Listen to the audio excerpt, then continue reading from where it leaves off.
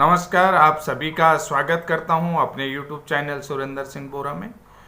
B.Ed versus BTC विवाद पर अब नया मोड़ आ गया है। 69,000 शिक्षक भर्ती में, जहां पर 41,000 B.Ed डिग्रीधारी हैं और इसके अलावा बिहार ऑनगोइंग भर्ती का मामला, ये जो मामला है, इन दोनों ही मामले की सुनवाई माननीय सुप्रीम कोर्ट की अलग अलग बेंचों में 13 अक्टूबर को होने जा रही है। तो जिस कारण से मैं आपको बता देता हूँ, कुछ ऐसा होने जा रहा है कि जिस कारण से B.Ed का थोड़ा सा फेवर मजबूत लग रहा है। मजबूत इसलिए कह रहा हूँ क्योंकि केस नंबर या diary number 39445 Guddu Singh versus Union of India, यानी कि शिक्षा मित्र जो है सुप्रीम कोर्ट चले गए, जिनके पास प्रॉपर क्वालिफिकेशन भी नहीं है और उन्होंने रिलैक्सेशन की बात करी है। तो शिक्षा मित्र किसके खिलाफ गए हैं? 69,000 शिक्षक भर्ती में। जो 69,000 शिक्षक जो जिनका जो है कि अपॉइंटमेंट हो चुका है, अपॉइंट टीचर हैं। अपॉइंट टीचर 3 साल से उत्तर प्रदेश में नौकरी कर रहे हैं और इन अपॉइंट टीचरों ने अभी तक 6 महीने का ब्रिज कोर्स नहीं करा है। तो आपको बता देता हूं, इस केस की सुनवाई जस्टिस अनिरुद्ध बोस और जस्टिस बेला त्रिवेदी की कोर्ट में होने जा रहा है। तो साथियों, सबसे बड़ी बात ये बता देता हूं कि शिक्षा मित्रों को रिलैक्सेशन दिया गया है। कहां पर? जिनके पास प्रॉपर क्वालिफिकेशन नहीं है, कि वो जो है, क्योंकि 28/6/2018 का गजट जो एनसीटी का गजट है वो क्वैश हो चुका है। उसके बाद शिक्षा मित्रों को जो है प्रॉपर क्वालिफिकेशन न होने के बाद भी उन्हें रिलैक्सेशन दिया गया।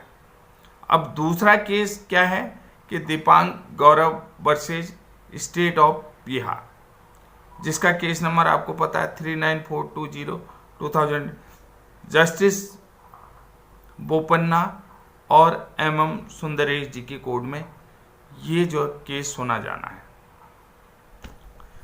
अब मैंने साथियों यहाँ पर कहा कि इस केस में अब मजबूती लग रही है।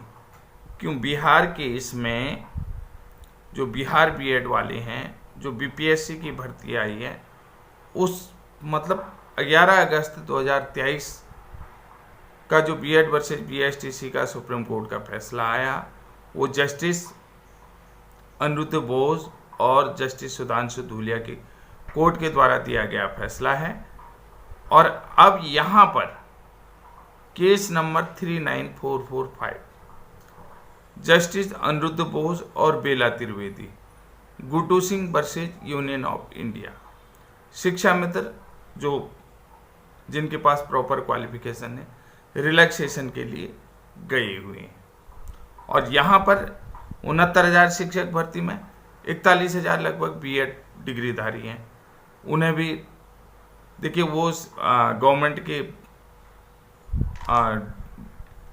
ब्रिज कोर्स नहीं कराने के चक्कर में यानी कि सरकार की पॉलिसी के शिकार हुए हैं। तो वो भी अभी तक जो है कि बरकरार हैं, अपॉइंट टीचर हैं, उनका अपॉइंटमेंट हो चुका है। अपॉइंट टीचर होने के बाद उन्हें ब्रिज कोर्स कर लेना था, लेकिन अभी तक नहीं कराया। अब ब्रिज कोर्स के लिए वो लोग कोर्ट में थे, तो कोर्ट ने मना कर दिया था कि ब्रिज कोर्स नहीं होगा।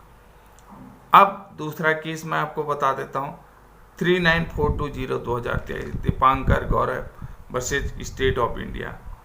ये जो टीचर, ये जो B.Ed पर शिक्षित हैं, ये जो है कि 11 अगस्त 2023 का जो जजमेंट आया, उससे पहले BPSC की भर्ती का फॉर्म भर चुके हैं।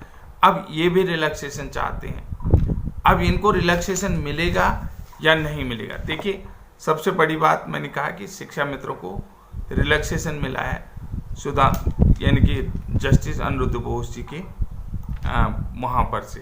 तो अब यहाँ पर शिक्षा मित्रों को, और यहाँ पर ये लोग जो है कि RT एक्ट 23 धारा 23 की उपधारा 2 के तहत रिलैक्सेशन चाहते हैं। अब साथियों देखिए, मामले बहुत बढ़िया हैं और इन मामलों को समझने की बात है। एक तरफ शिक्षा मित्र हैं जिनके पास प्रॉपर क्वालिफिकेशन नहीं है उनको रिलैक्सेशन दिया गया। दूसरी तरफ 69,000 शिक्षक भर्ती में से 41,000 के आसपास बीएड अपॉइंट टीचर हैं जिनका अपॉइंट 3 साल पहले हो चुका है, तो वो लोग भी अभी तक पढ़ा रहे हैं। और तीसरा जो पॉइंट है बिहार शिक्षक भर्ती में, यानी कि सुप्रीम कोर्ट के 11 अगस्त 2023 के फैसले आने से पहले इस विज्ञप्ति के माध्यम से जो शिक्षक भर्ती आ रही है उस विज्ञप्ति के माध्यम से बीपीएससी भर्ती में शामिल हुए। अब वो चाहते हैं कि उन्हें रिलैक्सेशन मिले, और रिलैक्सेशन किस आधार पर मिले ये भी मैंने कह दिया कि आरटीए एक्ट की धारा 23 कॉज 2 उपधारा 2 के अंदर, और यहाँ पर शिक्षा मित्र को भी रिलैक्सेशन दिया गया है। तो अब ये देखना पड़ेगा कि ये केस कितना मजबूत हो रहा है, क्योंकि Guddu Singh versus Union of India और दीपांग गौरव वर्सेज स्टेट ऑफ उत्तराखंड, ये दोनों केस लगभग एक से हैं, और कहीं न कहीं इन केसों की अलग अलग बेंचों में सुनवाई के कारण से भी बीएड का पक्ष मजबूत लग रहा है। ये बात मैं आपको बताना चाह रहा हूँ, और देखिएगा आगे क्या होता है, क्योंकि इस जो दीपांकर गौरव का है तो इस केस की भी सुनवाई जो है 13 अक्टूबर को, जिसमें बिहार गवर्नमेंट के एडवोकेट, बिहार गवर्नमेंट भी के एडवोकेट भी इसमें रहेंगे। ये चीज़ मैं आपको बता देता हूँ यहाँ पर, क्योंकि बिहार गवर्नमेंट ने अपनी एसएलपी वापस ली है। 13 अक्टूबर की सुनवाई के बाद बिहार गवर्नमेंट अलग अलग जगह तीन कोर्टों में एसएलपी अपनी लगाएगी। तो देखना ये है कि बिहार गवर्नमेंट के एडवोकेट भी इस केस की सुनवाई में रहेंगे। मेनली क्या है, शिक्षा मित्रों का रिलैक्सेशन, जिनके पास प्रॉपर क्वालिफिकेशन नहीं है, और ये लोग भी रिलैक्सेशन चाह रहे हैं जिनके पास प्रॉपर। अब बात यहाँ पर ऐसा क्यों कह रहा हूँ कि जब शिक्षा मित्रों को जो है कि प्रॉपर क्वालिफिकेशन के लिए ट्रेनिंग दी जाएगी तो इन शिक्षकों को भी दी जाएगी, इन शिक्षकों को भी ट्रेनिंग देना अनिवार्य होगा। अब 69,000 शिक्षक भर्ती इन्हें ब्रिज कोर्स कराया जाएगा, तो ये जो बीएड पर शिक्षित हैं इनको भी कराया जाएगा। ये चीज़ें समझने की बात है ना, ये अंडरस्टूड है, क्योंकि ये 3 साल पहले भर्ती हैं। अगर 69,000 शिक्षक में से 41,000 अपॉइंट टीचरों को ब्रिज कोर्स कराया जाता है तो इनको भी कराया जाएगा।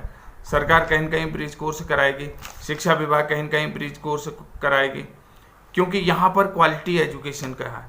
और क्वालिटी एजुकेशन में जैसा कि तुषार मेहता जी कहते हैं कि सब लोग शिक्षक भर्ती हो ये चाहते हैं, लेकिन क्वालिटी एजुकेशन कौन देता है ये किसी को नहीं पता। क्वालिटी एजुकेशन के लिए बीएड ही सर्वोपरि है। ये जो है कि जाने माने देश के जाने माने एडवोकेट तुषार मेहता जी का कहना है।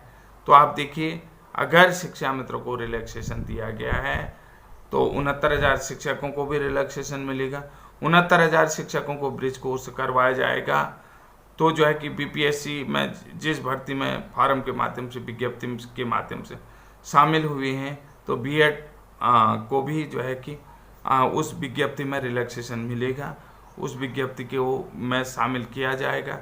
क्योंकि और दूसरी बात, दीपांकर गौरव का जो केस है उसमें बिहार गवर्नमेंट के भी एडवोकेट रहेंगे, उसके बाद अलग अलग एसएलपीयाँ लगेंगी।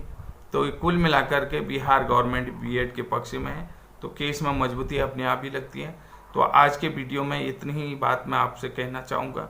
अगर वीडियो अच्छी लगी तो प्लीज़ लाइक, शेयर, सब्सक्राइब ज़रूर करें।